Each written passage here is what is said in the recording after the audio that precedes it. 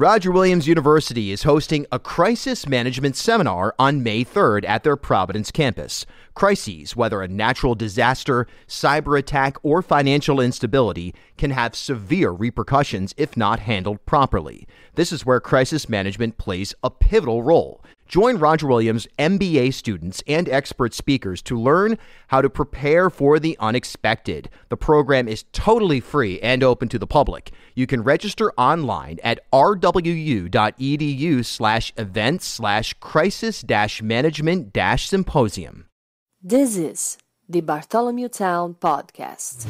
All right, so we are just a couple of minutes past 8 o'clock here on this Tuesday evening, and the governor just delivered his first State of the State address as an elected 4-year governor. And some interesting stuff in there. And, look, the reality is, we could go on forever and ever here analyzing it, breaking it down. If you're going to do that, you may as well just listen to the speech yourself. So I'm going to kind of offer just sort of an overview and a little bit of analysis to what I saw. I was in the room today. I was on the press row right up front. And, some interesting aspects to this. And I think, first of all, last year when the governor delivered the State of the State, there were some mishaps. There were some missteps, if you will, right out of the gate. The microphone was off when he started speaking. He, at the time, had far less confidence as somebody who just was, in general, a public speaker, from my perspective, in those big moments anyway. Tonight, they introduce the governor. He comes into the joint session of the Senate and the House of Reps, and everybody's there from the cabinet and the judges and all the educational leaders and the media and some of the activist community. And, you felt a lot of buzz, a lot of energy as the governor walked in. Again, an intangible fact. I don't know how you can really compare and contrast it to other governors or other states of the state of the state speeches of the past. But you just felt it, certainly way, way more than last year. So that right out of the gate, I think was really relevant. He was very relaxed and very comfortable when he got right into the speech. He went on this, just sort of relaxed opening remark set, turned his attention to, sort of celebrating some of the Afghan refugees who had come to Rhode Island and were in the room tonight, and, just sort of went down that direction. And it just felt good. I think from his standpoint, he seemed to be feeling good. The energy in the room shifted, I think, dramatically as the speech progressed, though. And I'll explain in just a second. Right out of the gate, a couple of the major bullet points, they may be out of order here, in terms of when they came up. But the governor called for the ban of, quote, assault-style weapons. That got, a standing ovation, obviously, from the Democrats in the room. And, the question is, number one, last year in the wake of Uvalde and the gun legislation that moved through, after the speech, I caught up with Speaker Joe Shekarchi.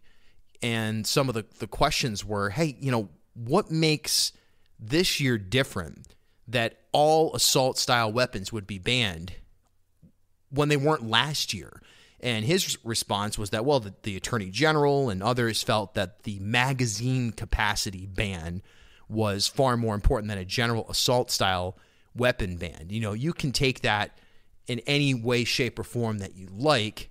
There's obviously a gun lobby influence and, even just sort of a soft to a legal concern in terms of tying the state up in court. How much of, the assault-style weapon bans are actually constitutionally legal and are going to withstand scrutiny if they make it through the court system. So that came up, but a raucous applause there. But where things got interesting was, McKee proposed what he described as a broad tax relief plan. And that included a reduction of the sales tax, a revision of the gas tax, a tax rebate for gross receipts on energy bills, the gross receipt tax on energy bills, the elimination of small business fees like the so-called litter tax, which is essentially you pay a tax for the removal of litter, which that tax doesn't even have an appropriate an appropriation that guarantees that the money's used to remove litter.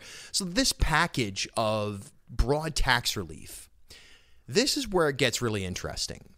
And Brian Newberry, Republican Brian Newberry, tweeted out during the speech that, look, a lot of the proposals being pushed forth right now or raised by Dan McKee are really conservative Democrat ideals. And they are. You know, they're the type of Democratic proposals that really fit into that. And I hate to use the term JFK Democrat. It feels so stale and inaccurate in so many ways. But broadly speaking, you know, that's the place from which a lot of these ideas come.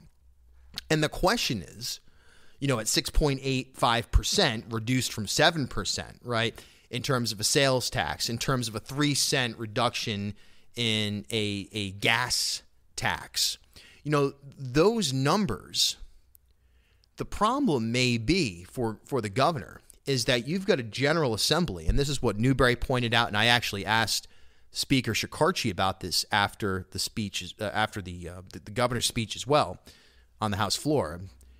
You know, I asked him, I said, and kind of alluded to Newberry's tweet, which is that, look, you know, these are conservative Democrat ideas. You have I'm not going to say progressive, but you have a left House of Representatives. And the question is, are the proposals when it comes to tax relief, you know, do they go far enough for both some of the more conservative leaning people and for some of the progressive and even semi-far left people who might say, well, hey, wait a second. If we're going to have broad tax relief, we want to tax the rich. And this broad tax relief plan is too broad. It doesn't, the scope of what this proposal offers is insufficient in terms of what we want. So you see tonight McKee in a post-election era where he did have to, in terms of a lot of his positions, swing left. You see him laying out a cause and a case, I should say, really, for a more centrist, even conservative approach to fiscal management. And I don't think anybody's shocked by that.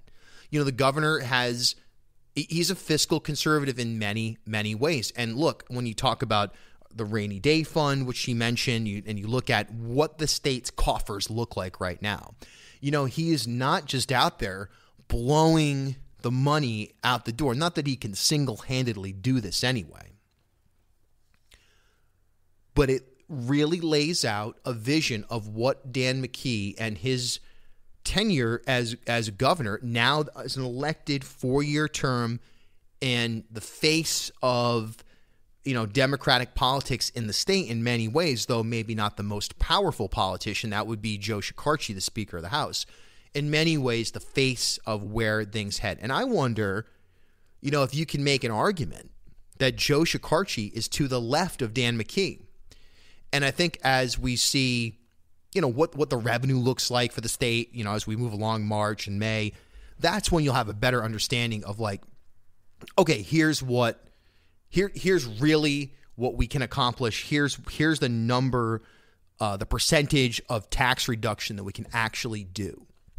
But just simply from a proposal standpoint, I think it's a really interesting moment in this speech tonight. All right. The governor, of course, on housing, and by the way, on Bartholomew Town next week, a full week special report on Rhode Island's housing crisis. We're going to have expertise from the unhoused, I guess you would say activist or advocate community. We're going to have expertise from the journalism community. I've got real estate agents coming on. You know, we're going to figure out what role do they play, some elected officials. So that's next week. But tonight, the governor noted that he wants a Department of Housing that he says he would be committed to building a capable Department of Housing. This on the heels of the ostensible departure of the department's first director, Josh Saul. So look, things didn't go well for the most part on a public-facing side for the rollout of the Department of Housing. So the governor wants that person. And look, that person has got to be a liaison They've got to be well networked in. It's probably going to be Stephen Pryor, almost certainly, right? It's heading in that direction. I think that's probably the worst kept secret on Smith Hill right now. But housing was addressed in a significant way. Also, Providence schools. Now, the governor noted that he's been in every school building, and when you compare and contrast what the Hopkins report, the Johns Hopkins report, produced back in 2019, right? And it showed a dismal, horrific picture of a physical infrastructure that was completely unacceptable and arguably among the top 5 worst or higher school districts from a facility standpoint in the country. The governor made the argument, hey, look, and in this in trying to sell the state takeover of Providence schools, right? Made the argument that due to renovations, you think about Hope High School, due to school bonds, the physical infrastructure of those schools is improving. Now, outcomes, whole different story. He didn't mention that. What he did mention is that he called for, quote, targeted modification to the school funding formula. Now, that can be a sort of open call to the charters or any type of reimagined education system that is, look, the transportation piece, if you're a kid and you're going to Lincoln and you say, I'd rather go to South Kingstown, but no one, I can't get a ride there. How do you get there in terms of transportation? Those are like the types of questions that practically make open school choice a question of practicality. But he lays out the case that a revised school funding formula is something that he's going to propose. He did the old JOBS, jobs line that he used on the campaign trail. What does that mean? I mean, the governor made the case during his campaign, really in the primary and in the general, that the best way to improve Rhode Islanders is to get higher wages and better jobs. So he laid that out again. He also had this quote, it's time to double down and make a major investment in Rhode Island's life science sector. Now, I say that expands on the scope of the blue economy super sector concept that was often, and I believe correctly, pushed by Governor Raimondo, Stephen Pryor, Mark Parlange now at URI. We had the blue economy bond, the governor himself now, Governor McKee. Many people understand the unique position that Rhode Island is in to double, quadruple, whatever, down on the blue economy. It is a super sector that is emerging, and it's going to continue to explode. And it is something that Rhode Island can tie its identity to. Well, this life science concept, again, in the moments following the speech, I asked Speaker Shekarchi, I said, well, what does that mean? Does that mean like hospitals? I mean, is the state going to get into the business of funding hospitals? That's part of the life science sector, is it not? What about academics? Probably. I mean, what the hell, the zoo? So that's a very, very broad comment, perhaps an amazing one for all of us, perhaps something that'll raise some eyebrows. And we'll find out. I guess the governor's going to roll. I heard something about a Thursday press conference where he's going to roll out some of these specific ideas when it comes to the life science investments that he wants to make. By the way, the governor is going to join us here on the podcast coming up in this month. We have him scheduled for, so we'll have a chance to kind of dig into this. And the speaker, by the way, Speaker Shekarchi will be on later this week. He'll be on Friday for a one-on-one. So we'll get into all this stuff a little bit deeper. But so in sum, as I'm home now and just kind of thinking about this speech, I think, again, confident governor, confident in himself, no longer dealing with the campaign or is he going to get nailed from the left or the right, or is he going to get nailed from for tripping over his own words, the media, all that stuff. It seemed that he decided that he was past that, and he worked into a new type of space, a new type of platform for himself, which was basically saying, hey, this is who I am, this is what I believe in. I'm pretty much a moderate leaning conservative on many issues. There are some issues that I have a progressive view on as well, but I am who I am, and this is what it is. Now, one thing that did not get mentioned in the speech at all, and I'm sure that there are many of you that are hearing my voice right now, or not, that are deeply concerned about this, is the EACA, the Equality and Access to Abortion for Everybody. And that's something that McKee promised he would put into a proposed budget and sign into law. The question really was always, well, does the General Assembly have the votes? I asked Speaker Shekarchi. I mean, it sounds like all I did was ask Speaker Shekarchi questions after this. I did talk to other people, but I think he's the most relevant in this context. I said, do you have the votes? He said he doesn't know. And that's always been the case. But the fact that it wasn't mentioned in the State of the State address, I think is a big signal.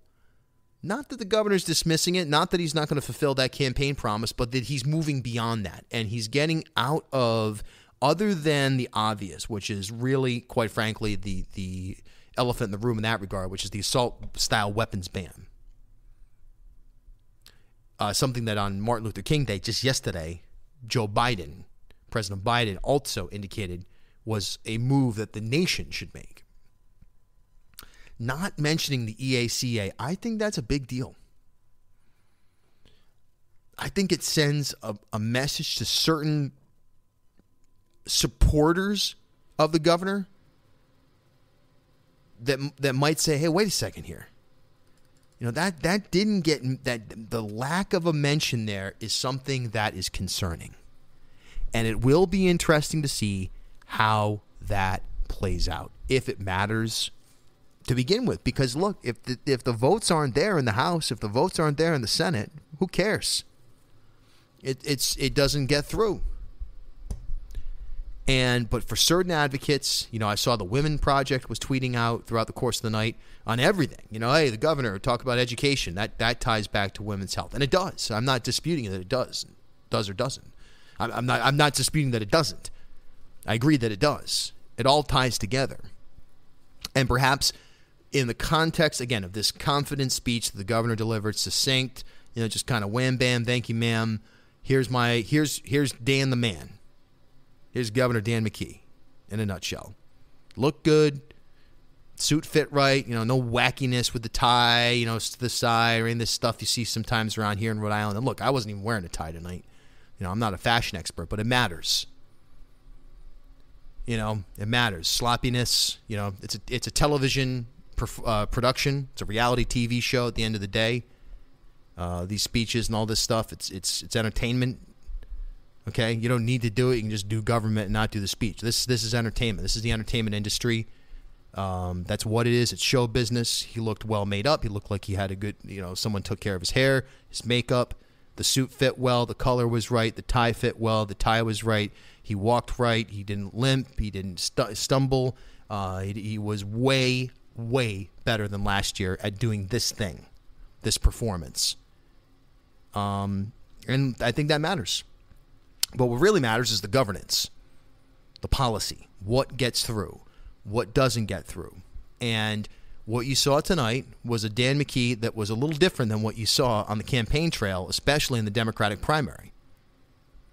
But in many ways was also just the Dan McKee that anybody who's been following Rhode Island politics knows is the real Dan McKee. That's who he is. You know? So it was good to be there tonight, as always. Good to see my friends in the media, who I see less these days. You guys know it. Now that I'm doing the radio thing in the afternoon, that's 4 hours, sometimes 5 hours of my day that I'm in one place. And look, I'm not complaining. But I'm out and about a little bit less, so it's good to see people. I was glad to tonight. Glad to see some of the department directors. Had a great chance to talk with a number of senators and representatives. And, we saw Congressman Cicilline was there. Congressman Magaziner was there. And, look, it is what it is. It's just sort of like, here we go. Woohoo, Rhode Island. State of the state.